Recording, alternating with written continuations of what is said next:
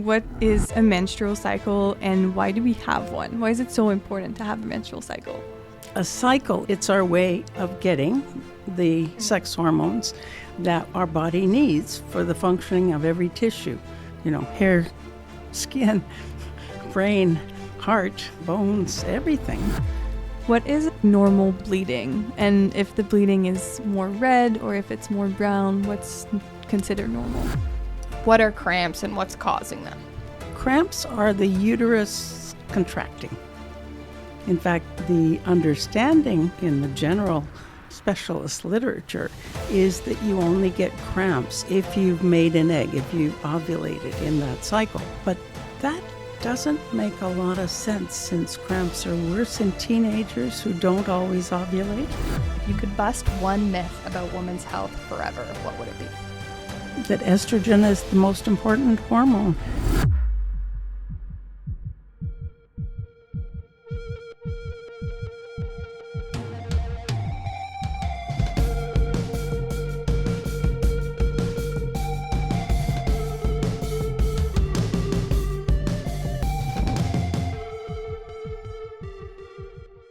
Hello, Vulva Squad! Today we're diving into one of the most fascinating and misunderstood aspects of women's health, hormones and menstrual cycle. We are lucky enough to be joined today by Dr. Jerilynn Prior, an endocrinologist who studies menstrual health. An endocrinologist is a doctor who specializes in understanding how hormones work and how they interact with each other, and we're going to talk about this today. Dr. Prior is a professor emerita of endocrinology and metabolism at the University of British Columbia and is the scientific director of the Center for Menstrual Cycle and Ovulation Research. She has special interest in the effects of hormones on women's health, and one of her areas of research is menstrual cycles. Dr. Prior is widely sought as a public speaker and has written several books on perimenopause, menopause, and women's health. So Dr. Prior, welcome to the Vulvalution. Thank you. I'm happy to be talking with you. Yeah, we're so glad you're taking time out of your day to speak with us, speak to our audience, get everyone up to speed on hormones, what they are, what the menstrual cycle even is. So we were thinking, could you start by telling us a bit about your background and what drew you to endocrinology and specifically the women's health field? I came at medicine from a very strange place. I grew up in a small fishing village in Alaska, where we had no health care at all. I think I came to endocrinology because it was complex and it integrated everything. And I wanted to understand it better. I came to women's reproductive endocrinology because I saw a huge gap. And maybe that began with or maybe several things in my own history. One is that I got my first period on my 13th birthday. Another is that I lost my period when I went away to go to university, and I had enough smarts to know that I was healthy and well and not pregnant, and therefore never told a soul. And the third one was that I had a horrifying experience with the birth control pill of the day in 1967. And therefore understood, because it was a very peculiar pill that was estrogen only, and then they added the progesterone later. So from that experience, anytime anyone told me some glorious thing that estrogen did, I said, show me, prove it, because I knew it could be extremely negative. First, let's talk about hormones and sexual hormones, because I think a lot of our audience don't really know the difference between what is a hormone and then what are the different hormones. So hormones are chemicals of some sort. They can be different chemistry, proteins, fatty hormones, etc. Steroid hormones are very complicated and complex, but important. And they are created in one tissue. They're spread usually through the blood system and have effects in other tissues. That's what hormone means. Right. People sometimes say they're like messengers. Do you think that that's a good analogy? Yeah, it's fair. They're almost like the messengers or the text messages that go between different parts of your body. They're taking the instruction from one tissue to another. Can you give us an example of what kinds of effects hormones can have on the body? The examples are as many as the sea is big, because they affect things that are rather subjective, like mood, attention, also things like making another enzyme or making insulin. They affect change in almost every tissue. You can't live without them. Mm-hmm. And then some people often talk about hormonal imbalances. Do you know a little bit what that could be, or if it's actually a thing or not? Oh, of course it is, because there's no black and whites in physiology or biology. It's always a balance, which is one of the unique things about the menstrual cycle.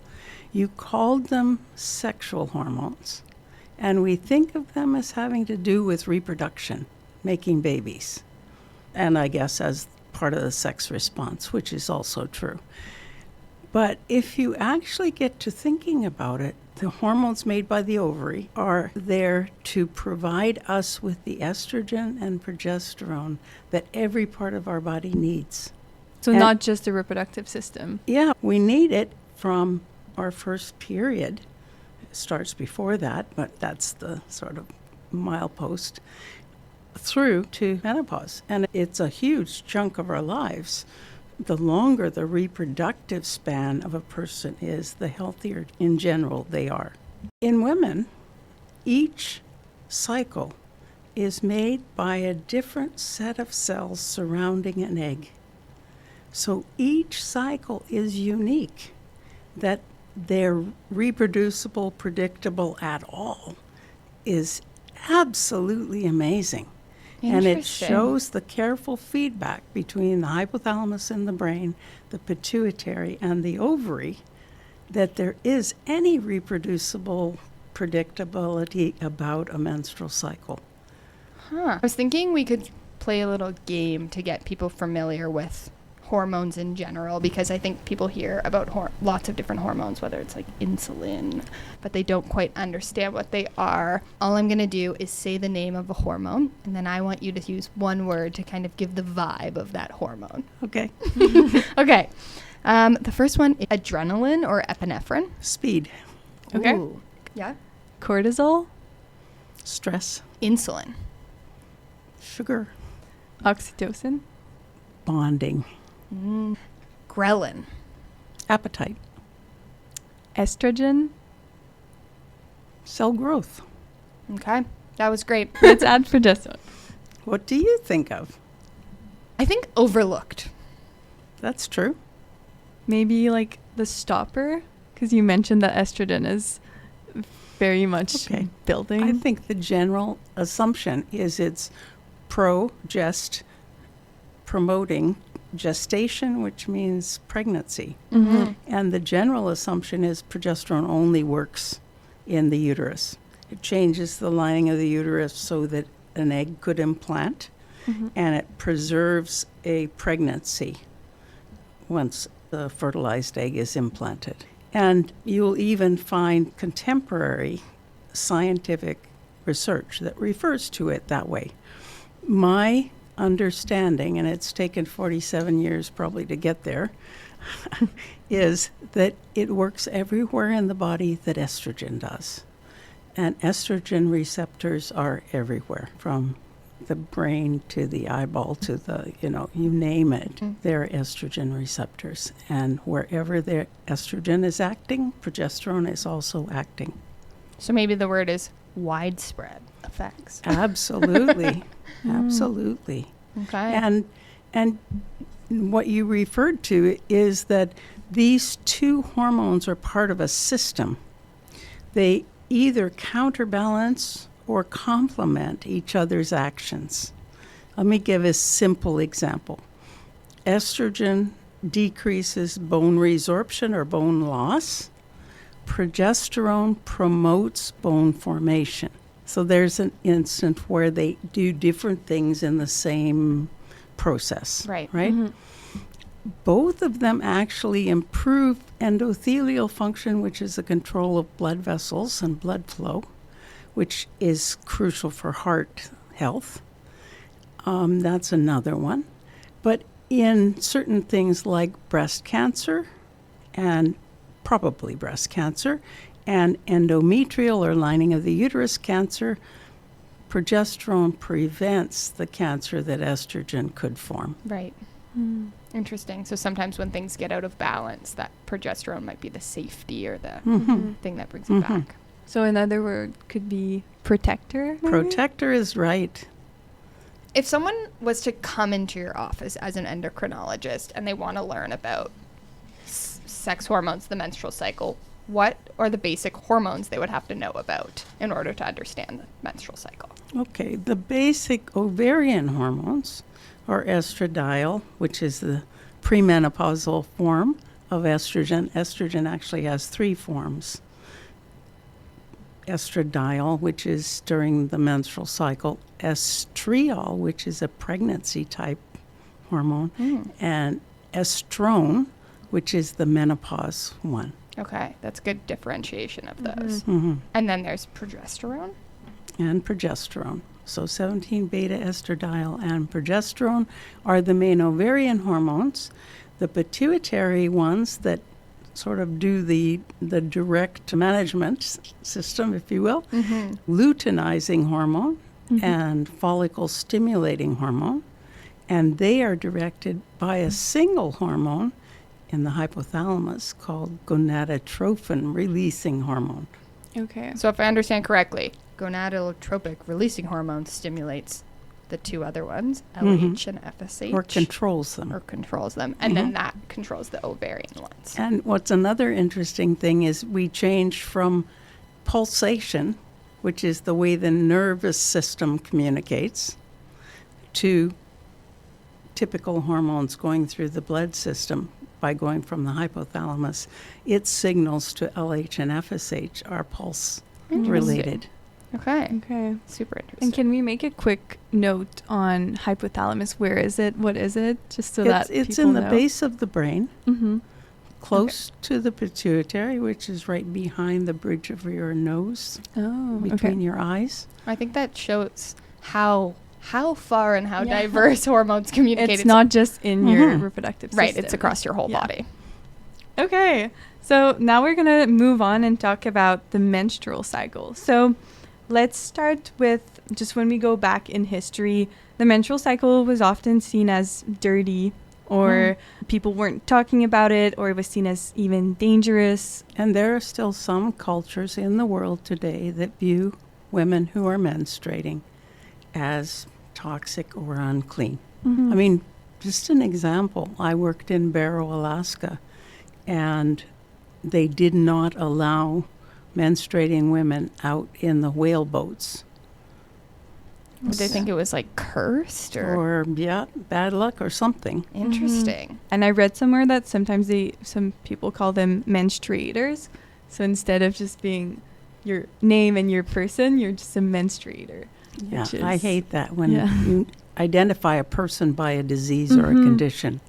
That is not okay. No. Yeah. Okay. Firstly, we want to ask you, what is a menstrual cycle and why do we have one? Why is it so important to have a menstrual cycle? A cycle is the process starting from the maturation of an egg. It gets bigger and bigger. It gets about an inch across with mostly fluid, and that 2-layered follicle migrates to the outside of the ovary, is released. So following that is the beginning of making progesterone and the luteal phase.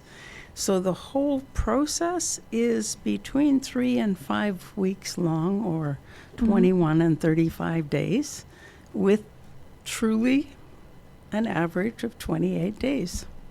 For once, there's a myth that's true. And why is it important that we have a menstrual cycle?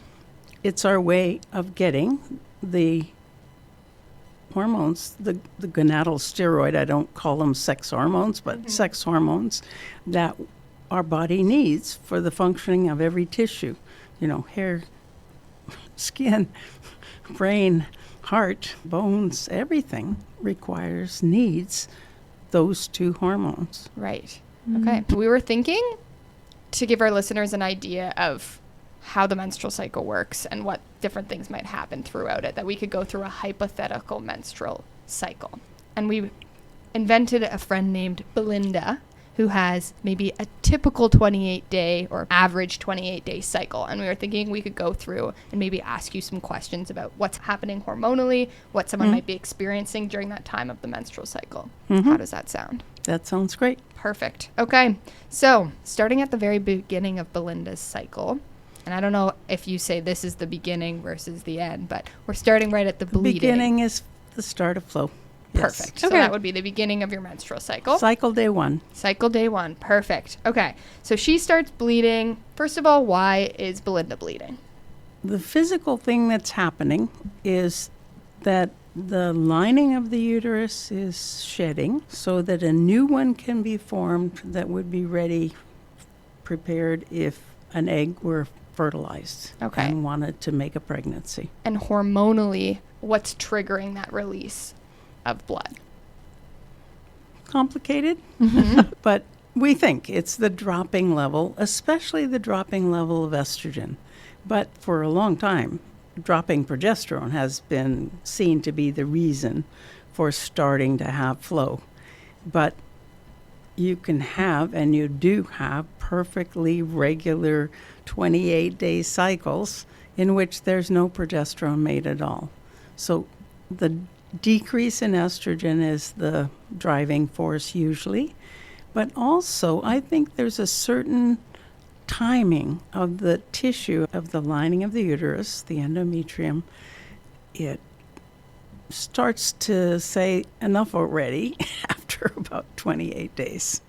And then a question that Belinda has, and also a lot of other women probably have, what is it like normal bleeding? And if the bleeding is more red or if it's more brown, what's considered normal?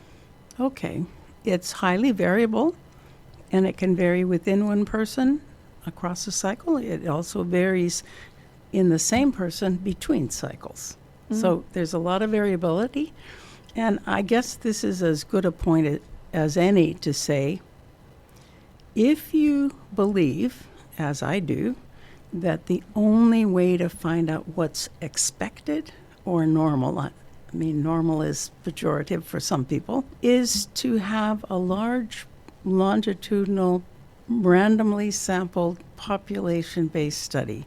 And the reality is we do not have those data. So we're working from imperfect evidence. Right. Just remember that. And in fact, the dream that I have is to do such a study. However, there does not seem to be the will nor the support at this point. So let me get back to the practical question. Flow is anywhere from a day or two to 6 or 7 days. Okay. Much longer than that is a concern. And how much bleeding? So each soaked, normal-sized pad or tampon holds about a teaspoon of blood. And it's normal to soak or to use about 12 in a normal cycle. But if it gets to be much higher than that, it's too much. It's excess blood loss. Okay, back to Belinda. Normally, some people, and Belinda specifically, gets cramps during her period. What are cramps and what's causing them? Okay, cramps are the uterus contracting. They are a bit like the contractions that go with having a baby. Right. A lot of the same mechanisms. Or as a friend of mine who had extremely bad cramps said, it's like your uterus having a heart attack. I like that. That's actually feels real. Okay, so the purpose, if you think about it that way, is to make sure that the lining is completely shed. So like it's a physical mechanism to get rid of the blood. Interesting. And that is managed by a fatty acid kind of hormone called prostaglandin. Now, what's good news is that prostaglandin production by the lining of the uterus and the muscle is what contracts, is inhibited by an over-the-counter pill called ibuprofen, or those of the same chemistry, Right. non-steroidal anti-inflammatory. Therefore, that's a specific treatment for menstrual cramps. Now, the problem is that if you take 2 initially at the first hint of cramps, and then you take another 200 milligram pill as every 4 hours, about half of women do not have effective control of their cramps. Right. And that is a pharmacologic issue. It should be solved, and we're currently doing a randomized controlled trial to test whether there's a better way of taking ibuprofen. Interesting, because I have friends that have been prescribed to take ibuprofen and it did not work at all. So now they're taking stronger medication. I think the same ibuprofen but in a stronger dose to help with cramps. But still, sometimes it doesn't work. It needs to be something, because cramps are so universal. Almost every young woman has cramps, and they vary from cycle to cycle. In fact, the understanding that's in the general specialist literature is that you only get cramps if you've made an egg, if you've ovulated in that cycle. But that doesn't make a lot of sense, since cramps are worse in teenagers who don't always ovulate, and they're worse in perimenopause when ovulation is becoming ragged or absent. So there might be something else that we haven't figured out yet involved in that. Actually, we did a study, and they are worse in anovulatory cycles.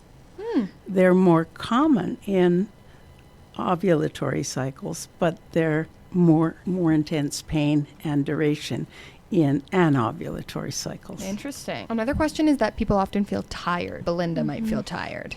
And then Well- they don't want to exercise or they don't want to do anything. Well, the tiredness is, don't beat yourself up if you feel tired, but if you go for a walk, it's likely to help the cramps. Yeah, I always found that I never wanted to exercise during my period, especially in high school. But whenever I had to do, like I had a game or something that I had to go to, I often felt better after. Is there any science that should suggest that? There is a lot that suggests that most pain is better if you exercise. Okay. Whether we don't know the mechanism, whether it's distraction, Yeah.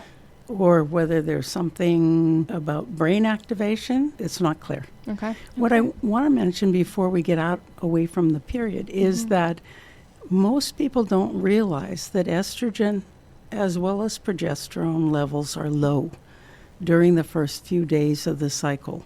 So if you're asked to have a blood test related to estrogen, for example, don't take it in the first 8 days of your cycle. Because it's not going to show anything relevant to your normal levels. The results will come back, this woman's menopausal or something. Right. Yeah. That's good advice. Okay, so now we talked about the start of the bleeding, the first few days, we're tired, we don't want to exercise. And then we go into more day 3 to 5, so the end of your period, or the end of Belinda's period.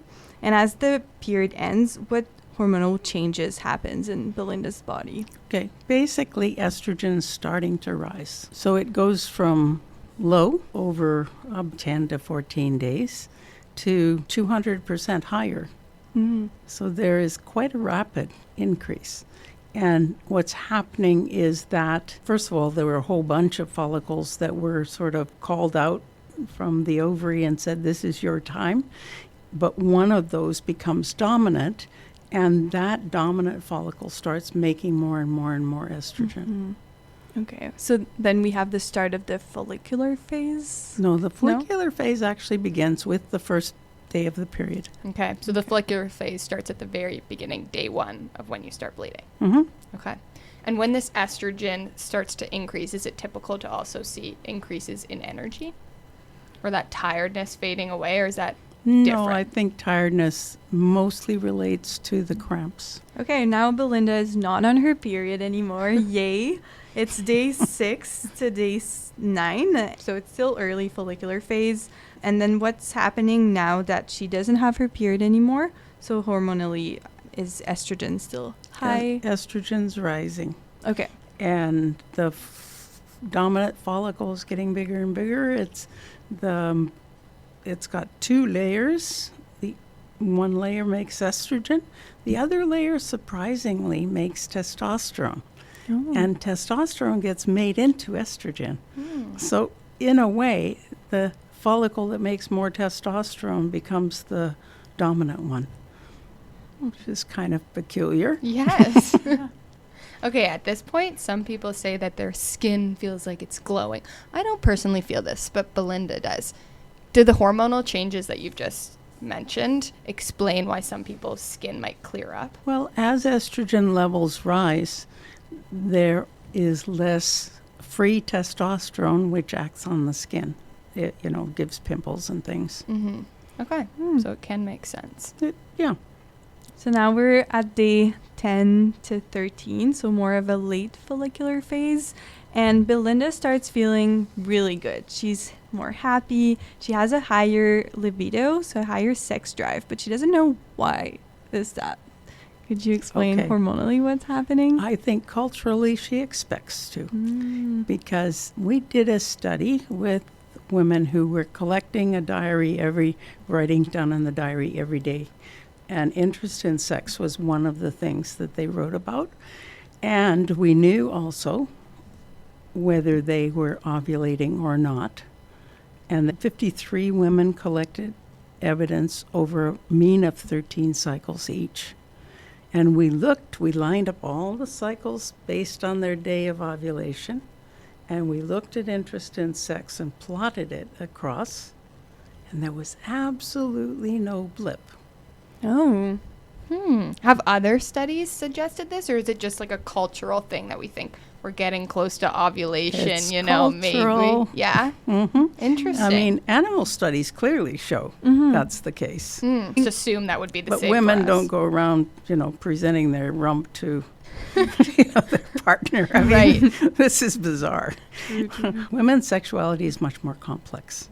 And when we asked, using all of the information in the diary, what was related to interest in sex, it was self-worth and feeling of energy. That makes sense. I mean, you certainly, when you're tired on your period, you might certainly be less interested in it. And then the rest of the cycle, perchance, it's just a little higher. And then there's so many other factors. Yeah. But I think it's different for every woman, because I know some women have higher libido during their period and lower not during their period. That's right. So it's too simplistic to say that it might peak at one point during the cycle, and it's much more complex. That's exactly right. Okay. Good clarification. We're not driven by our hormones. Yeah, no, I think that's true. Okay, moving on. Day 14, average time for ovulation.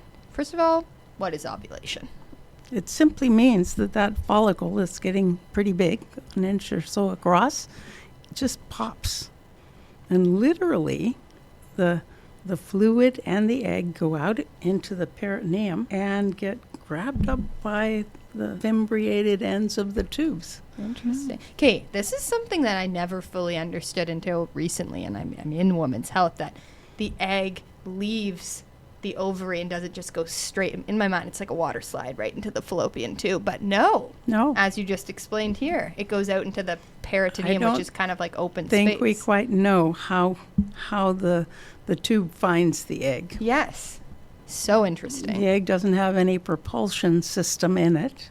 It's not rocket propelled like a sperm is, So ovulation, the assumption is it happens on day 14. And the assumption is that the luteal phase length is fixed at 14 days. However, and actually part of that is that the follicular phase is variable. But in reality, both the follicular phase and the luteal phase are variable. And ovulation is not inevitable, even if the cycle is perfectly 28 days and regular. So you cannot assume ovulation based on a regular cycle. And you can't use cycle day counting in a scientific study to document, in quotes, ovulation.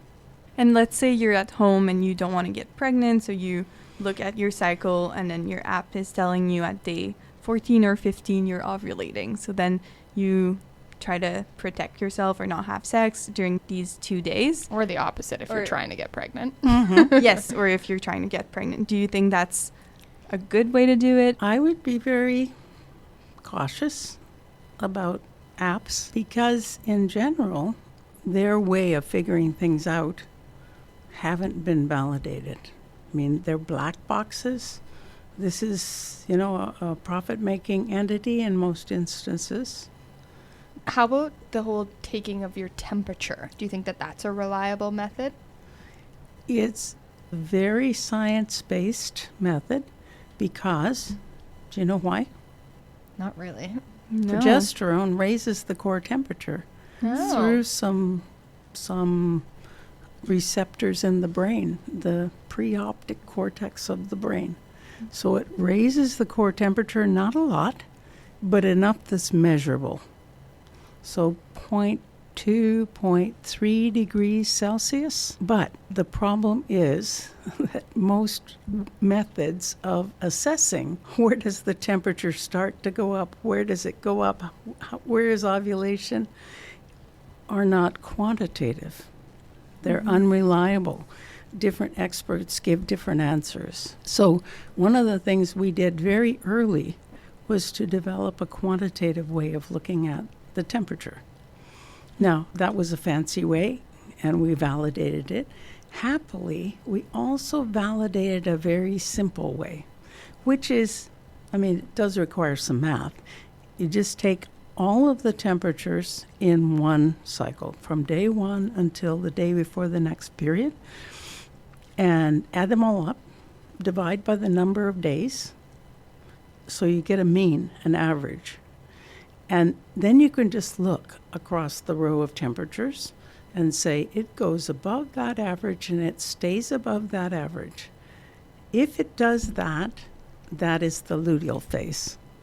And the duration, how long it stays above that average, tells you how much progesterone has been produced. So you need a certain amount of progesterone for an egg to implant. So that explanation and that way of evaluating basal temperature is on the SEMCOR website. It's free for anyone to use. Okay.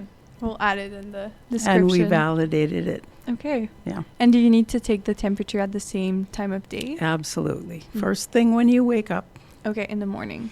Another question is that some people, and Belinda, feel like she can actually feel when her ovulation is occurring. Is this real, or is it kind of just you think it's happening? Is there any evidence to suggest you can feel it? About 17% of the time, women will get something that feels like a cramp, but on one side or the other. And that is somehow associated with ovulation. I thought previously it was because the peritoneum was irritated by the blood in the fluid that, suddenly spills into it. But it may be some cramping in the ovary just before the egg is released. Okay, so some people might feel it, but not everyone. Some people might feel it, and you might feel it some cycles and not others. Right. And always ask yourself, could this be a gut thing? Right. Yes. It's all confused. Because in the there. gut is gurgling around and Yes. doing strange things all the time. That's a good point. Okay. So don't Very rely on interesting. it. If you don't get that feeling, don't say you didn't ovulate. Right. Unfortunately, we don't feel different if we ovulate or not, Okay. which is a problem. Why is it a problem if we don't ovulate? It's a problem if you don't ovulate because you need progesterone to counterbalance that growth-stimulating effect of estrogen. They're part of a system. You're missing half the system. But the common problem is not ovulating. The common problem is ovulating with a too short luteal phase, which is the time from that ovulation till the next flow.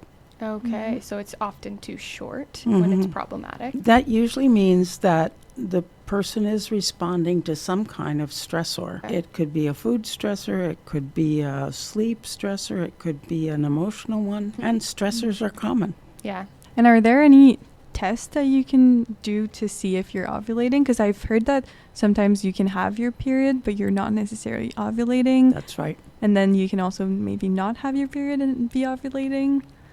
You got pregnant. Yeah, it's very confusing and also scary for a lot of women that maybe want to get pregnant one day. Okay. It's complicated. And in a way, it's really complicated today because, quite rightly, the Canadian Institutes for Health Research and the National Institute of Health in the United States started saying, you have to study young women.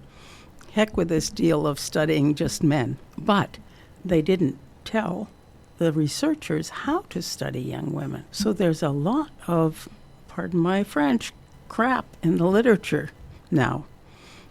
Not appropriately. They're saying that women are ovulatory without actually proving it. I know that on Amazon they sell a ovulation test. I don't know if that's reliable. But I think if you're not trying to get pregnant, I think using the quantitative basal temperature and keeping track of cervical mucus is sufficient. So now we're at day 15, so right after ovulation, or Belinda's ovulation.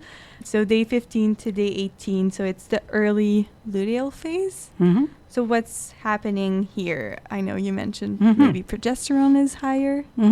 What's amazing is that, remember this ring of cells that pops open and allows the egg to go out. Now some of those cells are left in the edge of the ovary, and it changes to start making progesterone. And how it does that is not entirely clear, because it wasn't making progesterone before. They were not.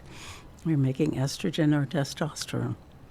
So it takes a bit of time to ramp up production. But when progesterone starts going up, it's been low through the whole follicular phase. When it starts going up, it doesn't stop at 200 like estrogen. It goes up to 1400. There's a massive amount of progesterone made, which is why I think it's so important, because the body doesn't just make steroid hormones for the fun of it. And that progesterone is made when the egg is released. It's not made before that. Okay, and if someone is not ovulating, then there's no progesterone. That's right. Well, that's not quite true. There's a low level of progesterone in children, men, women, and that comes from the adrenal. Okay. Now, Belinda also says she feels tired during this phase. Is that explained hormonally? No. Maybe just Belinda. There's a lot. Well, we tended as women to need to figure out why we're feeling the way we're feeling. And there's been a lot of what's called attribution. And it's easy to say it's my hormones, and it's particularly easy to say it's because progesterone is making me feel bad. And that really doesn't bear out. Does there any explanation as to why some people might feel like mood swings or changes as they get to that period of the menstrual cycle? There is. Progesterone increases, I think, perception, sensitivity, if you will, of every sort. So you can either go with it, or you can try to be very efficient and keep that away. But if you're open to it, you can then perceive things in a new way. You can be more mindful or thoughtful or whatever. You can sense emotions with better perception, with better precision than you might before. And is that progesterone acting on a different part of your body, like your brain or something? Okay. We don't really understand it, and almost all the emotion, mood, brain literature is biased in favor of estrogen. Yeah, estrogen is seen as the happy hormone. From what I'm seeing online, it's just when you have a lot of estrogen is when you're happy, and when you don't is when you're like... There's no reality to that. Okay. That's expectation. Next phase would be the late luteal phase, so we're around like day 19 Whatever to that 22. is. Whatever that is. It's blame for everything. What's happening hormonally here? Any big changes to note? Estrogen and progesterone, if you've ovulated, are starting to drop. Okay. Okay, both of them. Okay. And then Belinda is starting to have more skin breaks out. Is that related to hormones? Or? Well, again, because when estrogen is high, there's more sex hormone binding globulin, less of the testosterone is active. So you might get more breakouts then. That's interesting because I saw a lot of people blaming testosterone and breakouts. But Well, testosterone is associated with acne for sure. But what proportion of testosterone is active depends on how high the estrogen is. yeah. So maybe your one pimple when you're on your period is not from... Oh yeah, I get one pimple always in the same spot right before my period. And we were like, there's got to be something to explain that. How's it happening every time? Yes. And that area is where the guys start getting hair first. So On your there is a chin. hormonally, there must be something about that anatomy, that and the upper lip. Right. And as older women or as people on androgen ablation therapy start losing that hormone, this is the last to go. Interesting. So there's something hormonally differently happening in that part of the face. There's that, like, an around the anatomy thing. lips. Yep. Okay. So now we're in the premenstrual phase for Belinda, so day 23 to 25. And Belinda starts feeling more bloated during that time. Would there be a link with her menstrual cycle coming up? That's a very, very interesting question because in the same diary that I mentioned before, we ask about fluid retention, is the way we put it. And we did the study. What day of the cycle do you think is maximal for fluid retention? Any guesses? I would say like first day of your period, maybe? My God, you got it. Oh, I was going to say that too. I think Wow. that's when I'm the most thirsty. Me too. Does that make any sense? It's actually what we found. Okay. Is it It's- because you're about to deplete a bunch of fluids? Maybe, but I think it has to do with the duration of estrogen exposure. The thing that I had the most trouble with when I took that estrogen-only part of the birth control pill was that I blew up like a balloon. And, I mean, I literally couldn't get my feet into sandals, much less shoes, and got migraine. And my personality was clearly changed. So I think there are estrogen effects on the fluid system that most times we don't realize. But I think it's a duration effect. okay. And she starts having PMS. And she starts arguing with her boyfriend. Yes. And she What are- starts picking on other people. And Yeah, okay. exactly. What are PMS and are they a Right. thing in science? Again, I think if the person is ovulating, I think it's that increased sensitivity and the tendency to now blame all the things that you've sort of not dealt with before, your kid stuff or your money stuff or your work stuff, whatever it is, that was difficult to deal with. Now suddenly you can't avoid it anymore. Again, I don't think it's a negative effect of hormones. I think it's a natural human tendency to put off dealing with stuff, and then you can't anymore at that point, and it just is right in your face. I used to tell patients, like I told myself, which is to say to those around you, it's not your fault. I'm just feeling kind of out of it or unhappy or Yeah. whatever, bitchy today. I always have to say that to my partner. I get really irritable right before my periods. It's like everything that I could do before and just be okay with it is really frustrating for me. And I can see it, and I'm just like, guys, just give me a minute. We'll be through this. Do you think And- that and is a it- common experience? And don't take it personally. Yeah. I'm trying hard not to take it out on you, Yeah. but I'm just feeling this way. Totally. And crying is also a big thing for me, more than normally, I guess. And yeah, I cry really easily. Well, that sensitivity is important, and it's one of the strengths of women. If we can recognize and deal with that increased sensitivity, the world would be a lot better place. And just so I understand, your thinking is that it has to do with that increase in progesterone, but it's not clear how it's acting on the brain, or is that wrong? No. What's Because progesterone and estrogen are both dropping during that time. Oh, okay. So hormonally, what do we think is happening to increase that sensitivity? You've been exposed to estrogen for a longer time. You've been exposed to progesterone, so the sensitivity is there.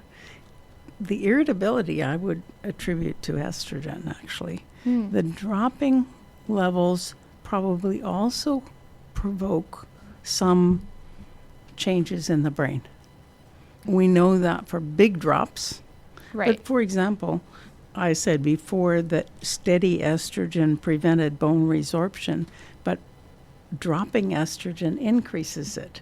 So there's enough drop from the high at mid-cycle to the low during flow that there's increased bone resorption at that point in the cycle. So maybe it's having effects somehow in our brain. We just completely understand the mechanism. That's right. Okay.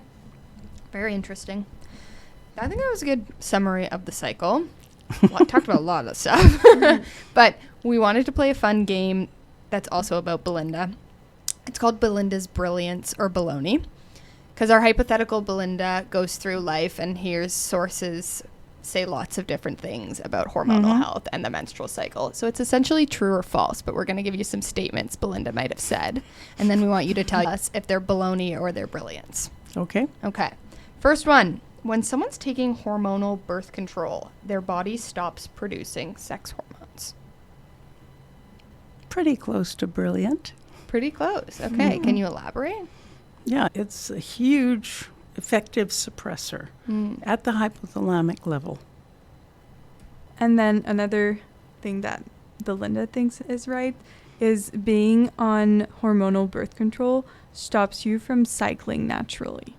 That's also brilliant. You might still get your period, but it's because of the ups and downs of the hormones you're taking and not the hormones that you're making in your body. Does it depend on the type of hormonal birth control that you're on? Yes. For example, progestin-only birth control, you can have irregular cycling. In fact, no particular cycle, just bleeding whenever, which is one of the disadvantages of it. Okay. Next one from Belinda. You can get pregnant when you're on your period. Pretty much baloney. Hey. The next one is, it is normal to have debilitating menstrual cramps, making you unable to do much during your period. Baloney. Not normal. Most women have some cramps. Ibuprofen should take care of it. If this is, you're listening in the fall and early spring of 2025 and 26, we're doing a randomized controlled trial right now.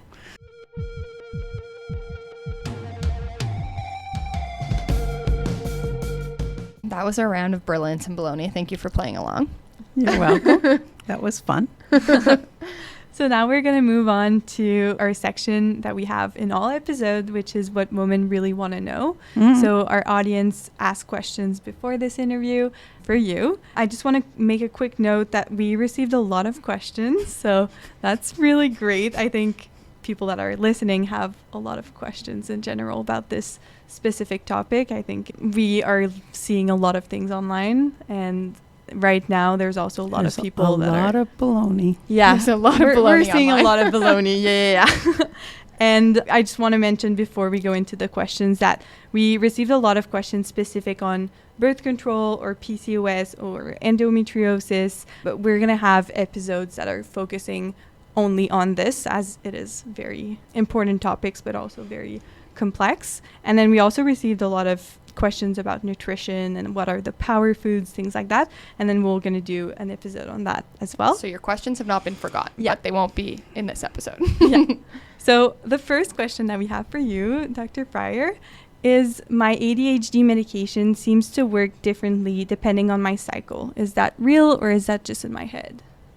It's likely real. Oh, interesting. And it's been almost never studied. So it's an important area of research. But it's all hormonal, so it's not unsurprising that they could be interacting in some way? Not at all surprising. Okay. Just ignored. Yes, and not ever studied, like, all these things in women's health. Yeah. Okay, so you're probably not crazy.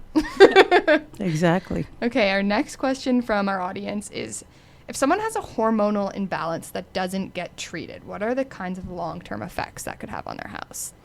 That's a big question. It's a very big question. What I worried about is that if a quarter of the most healthy women during the year have short luteal phases or anovulation, what we know is that they are losing spinal bone density. That's just one example. I think that we need to be documenting ovulation in order to understand health, not just fertility, which means that we need a way of doing it that's very simple for the people who really are not organized enough to take their morning temperature every day and write it down. Right. And I've been working hard. I have a good idea for something that could be tested once a cycle that would tell that about the previous cycle, and just have not been able to get funding. That sucks, because that would be great. Yeah. Because I think that's such an interesting point, is that we often think about ovulation in terms of reproduction, but as we've discussed a lot today, it's important for your general health as well. Absolutely. And we need to start thinking about that as well in these conversations. Yeah. Okay, the last question that we have from our audience is someone that is asking if there's a specific type of birth control that can help with hormonal acne. Yeah.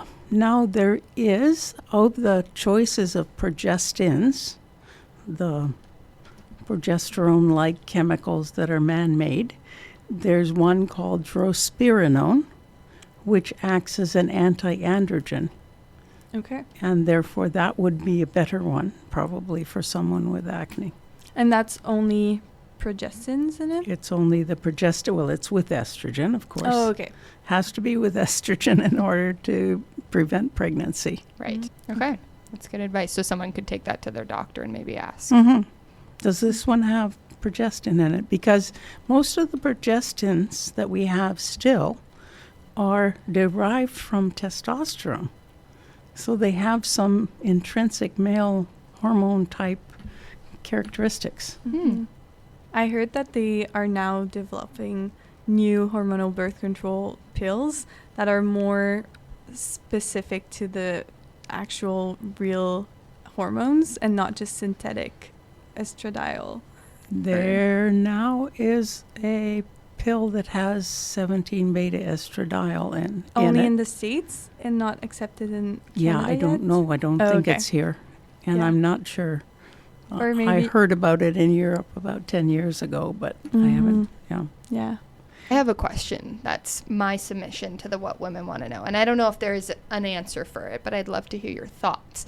We discussed before this episode that in our experience, it seems as though young women nowadays experience a lot more pain with their menstrual cycles than in our Mother's Day, for example, or at least that's what they've reflected to us. Have you seen that in practice? And do you think that's true? Or do you think it just is being studied more now than it was before? I really don't know, because women my generation and my mom's generation were just basically told to suck it up. Right. So maybe it was still happening, just like all these other things. They didn't dare talk to the doctor about it. Right. I mean, that would be silly. Yeah. Right? Yeah. So it's hard to know. Okay. That's totally a fair answer. Okay, we have a couple wrap-up questions. These are kind of big questions, but we would like to know, first of all, if you could bust one myth about women's health forever, what would it be? That estrogen is the most important hormone, because it's estrogen and progesterone forever. You know, it's the two together. They're in a tango. And estrogen promotes growth continually. Progesterone's job is to cause the cells to become more specialized or differentiated and to slow the growth of estrogen. So they work together. One other question is, what's one change you hope to see in women's health in the next 10 years? I hope there'll be a single once-a-cycle test during flow that will tell a woman whether she ovulated and whether it was normal ovulation or not. Okay. Because there's not normal ovulation too? We don't Okay, have such we a don't know. test. Okay. You know, I don't think I ovulated until I was 25 or 26. I was just stressed. I was trying to go to medical school, and they didn't want girls. Yeah. Right? All right. Well, that's all of our questions today. Thank you so much for Thank sitting you. down with us, answering. We went through a lot of things today. So it's an amazing system, and it's producing good health. yeah. Think of it that way, that rather than producing PMS or something. Mm-hmm. If there's someone doing interesting and you think reasonable research in women's health, volunteer and get your friends to volunteer. Do you have a spot where people can look for participation in research, or at least with what you're doing? There's Reach BC, Mm-hmm. which has outline of all kinds of studies that were being done around the province, and there's also Women's Health Research Institute website. Okay. Go look there if you want to be part of studies. We'll put all the links under the episode. Okay. Well, thank you so Thank you. much. You're welcome.